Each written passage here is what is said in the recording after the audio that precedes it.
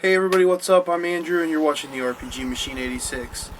And I'm doing a video response today to my good friend Jim, KidShoryuken. He tagged me in a video he was tagged in by Ed T1138, who I also know. And I don't really know why I'm telling you all the people I know, but whatever. Ed made a video, tagged Jim tagged me, I'm making a video. Simple as that gets, I suppose. Yeah, so it's the most the 5 most expensive games in my collection, and to tell you the truth, like, I don't give a shit about expense when it comes to my collection, like as far as bragging goes. I'm not a very braggadocious person. I don't really care to sit around and be like, well, I have this game and it's worth this much, and like have a pissing contest, but that's what the video is about, so that's what I'm going to do. I'm going to piss all over everyone. Or something. Anyway, let's move on to the games. I have 5 games sitting beside me. I'll tell you right now, 4 of them are Super Nintendo games, because that's my bread and butter. I love the Super Nintendo. And 1 is a GameCube game, and it's actually like one of my favorite GameCube games, so it's kind of cool that it worked out this way. I will say that my game selection is not as impressive as Jim's. I do not have games that are worth that much money, but these games are worth a pretty significant amount of money. So here we go with number 5. So number 5 on the list is actually like my favorite game of all time, my favorite RPG of all time, and that's Chrono Trigger on Super Nintendo. Now this game, it fluctuates in price a little bit, but it's steadily just been rising and rising, and now it goes about $100 to $110. So like, I mean, it's getting pretty expensive to find.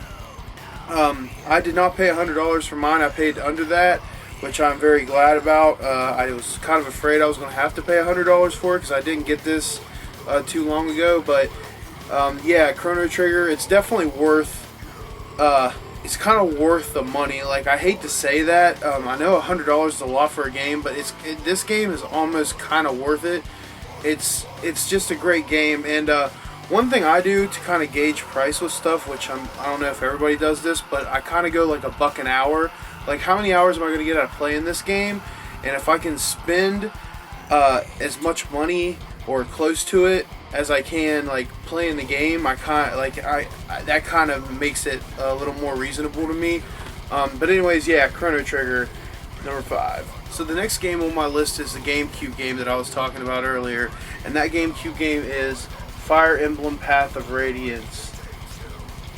Fire Emblem Path of Radiance is a very awesome RPG. It's a grid-based battle system, kind of like Final Fantasy Tactics-ish, sort of like that.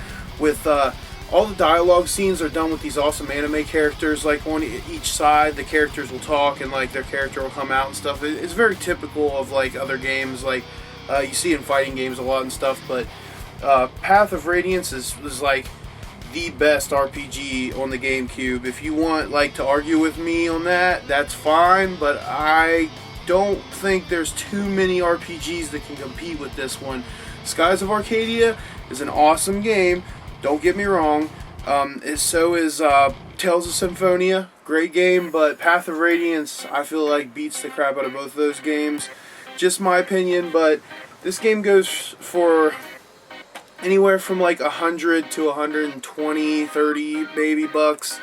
So and these are all retail prices that I'm giving you too. It's not prices that I would pay or that like are normal, like, well, I mean, not normal, but not prices that you might find on eBay and stuff like that, or like if you get one without a manual, of course, like stuff like that's going to add to the price or take away. But yeah, number 4 is Path of Radiance for the GameCube. It's a very good game, I recommend it. Okay, number 3 is kind of weird because it's pretty much the same price as Path of Radiance that I just showed. It's a little more sometimes, that's the only reason I put it above it. But number 3 is Pocky and Rocky on the Super Nintendo. Pocky and Rocky's a really cool, like, overhead kind of Zelda-ish view, like old school Zelda with like it's basically a shoot 'em up for the most part. It's a very, very cool game. Super Japanese, which I love, and just really fun and kind of like carefree, and the graphics are really like cute and beautiful at the same time. I could just go on and on about this game. I made a video about it if you want to check it out, but it goes for about 100 to 130. It like kind of bounces around. Pocky and Rocky 2 is insanely expensive, like $200 or more, like insane. But yeah, I highly suggest if you can find this for under $100 to scoop it up, because it's actually a really great game. Kind of sucks that it's so expensive. Okay, so my second game should be no surprise to anybody if you know anything about the Super Nintendo, but number 2 is Earthbound. I have a lot to say about this game. I need to make a video about it. I have played it. I have not beat it yet. The things that I will say about this game, because everybody wants this game that collects, right? Here's the things I'll say. It's a very unique game, and you will not find a Super Nintendo game like this game anywhere else. Like, as far as storyline goes, and like just the overall feeling of everything that happens, there's not a game at all that I can think of truly that kind of compares to this in the way that it is, because it's like so different from other RPGs, but like the same at the same time. Does it live up to the hype? In a way, sure, but in another way, it's kind of not. My main gripe with this game is the battle system. It's one of the battle systems in an RPG where it's just a stagnant picture that you're fighting the whole time, and that to me just gets really old after a while. But it does not belittle this game in any way, and don't think because I'm talking negatively about it that I'm a bad person or that like this game sucks. It's a great game. Is it worth almost $200 or over $200 depending on the moment that you're trying to find it? That's a question you have to answer yourself. For me, I paid in cash, I paid $60 or $70 for this game, and I ended up having like $100 worth of credit from stuff that I had traded in a long time ago at a game store. So for me, paying $60 cash, or like it might have been $70, I was totally fine with that. I knew that it was totally worth it to do that. I got rid of a lot of stuff and a lot of credit to make this seem feasible in my mind. All together with all the stuff that I traded in, I still spent under $100 on this. So like, I can't be mad about it or anything. That's what I would suggest to you. If you're going to collect and you're going to try to get Earthbound, one, be an RPG player, because don't be the dude that buys Earthbound to leave it sitting on the shelf. Do not pay that much money for this game if you're not going to play it. For two, try to do anything you can to get it as cheap as possible. And I know that that's like duh kind of statement, but it's true. Like anything that you could trade in to like get the value of this to go down a little bit, or anything you could do to just make it not that expensive, do it before you get it, because like you might not like this game just because it's like so revered and so liked by everyone. You might not like it, and do you really want to spend that much money on something that you might not like? Now for me, going into this, I knew I was going to like this game because I love RPGs. I love the Super Nintendo. It was kind of a no-brainer, but I highly suggest to people, do research on this game before you buy it, because if you don't want it, do not spend that much money on it, especially because this game fluctuates so much.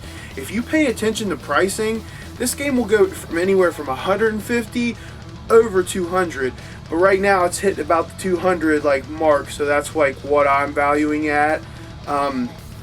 You know, people are going to have a difference of opinion, I'm sure, but Earthbound, great game. I can't say enough about how good it is. It is a great game. Does it live up to the hype? That's something you have to ask yourself. Do I think it lives up to the hype? I think it's a little overhyped, but still, amazing game. Great to have it in my collection. Number one, this is my most expensive game in my collection. It stays about at the $200 mark and doesn't really go down.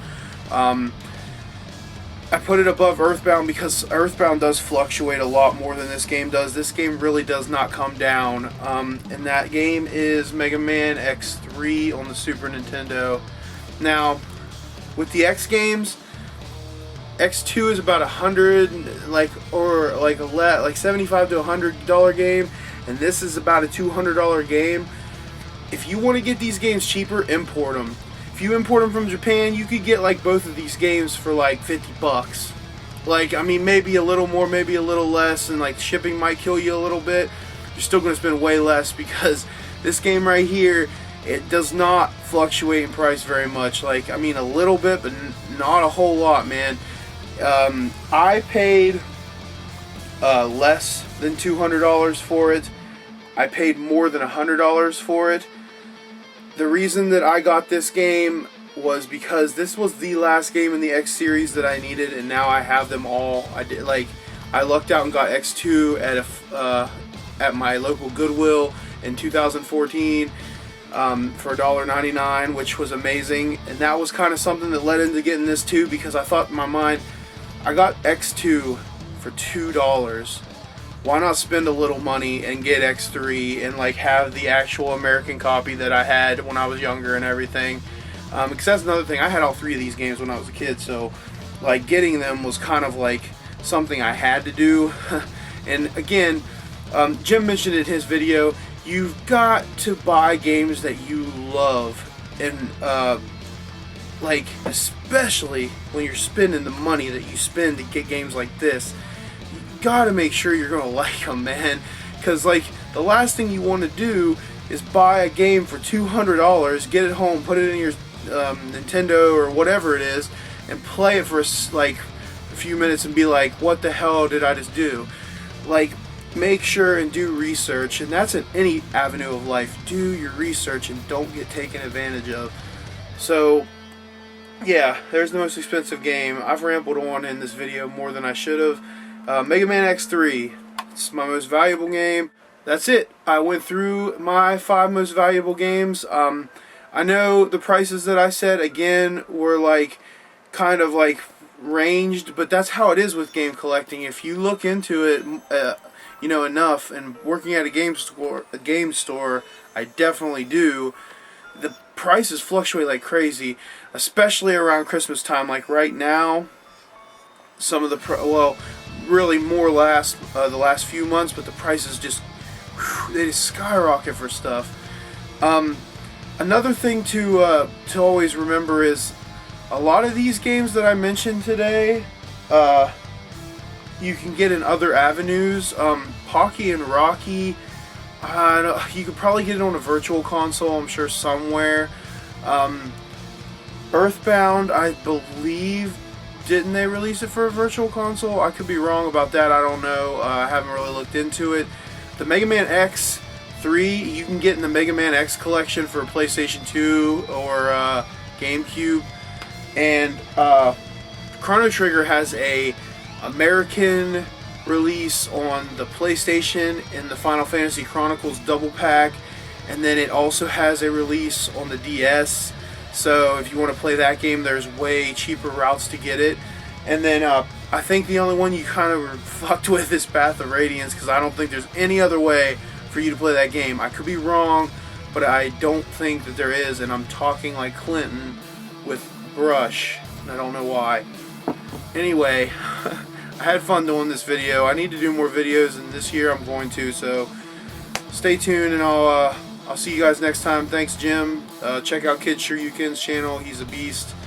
And I'll see you next time. Peace.